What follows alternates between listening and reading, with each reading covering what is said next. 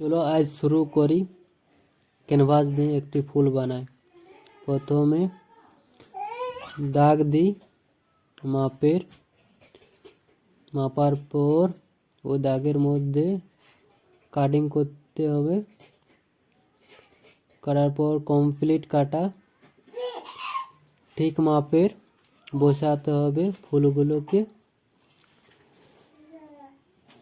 হওয়ার পর পাতাগুলোকে মাপ করতে হবে ঠিক মতো করে, ঠিক যেমন দেখায় সেইভাবে কমপ্লিট। তারপর ফুলটি কমপ্লিট হয়ে গেছে চিটা।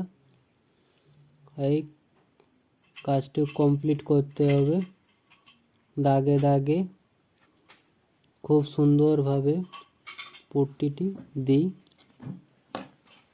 দেওয়ার পর ফাইনালি খুব সুন্দর দেখাচ্ছে। এবার ফুলটি চিটায় দিই। দেওয়ার পর ভিতরে ফুলের ভিতরে কিছুটা ডট ডট দিই, ফুলটি যেন খুব সুন্দরভাবে দেখায়।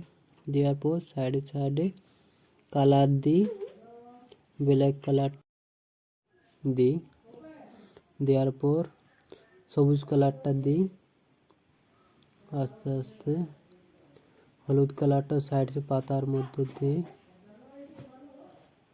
তার ডটের মধ্যে ওগুলোকেও দিতে হবে খুব সুন্দরভাবে। ব্ল্যাকগুলো আস্তে আস্তে ঠিক মতো করে দেওয়ার পর খুব সুন্দর দেখাবে কমপ্লিট ফাইনালি সময়। মাশাআল্লাহ খুব সুন্দর দেখাচ্ছে।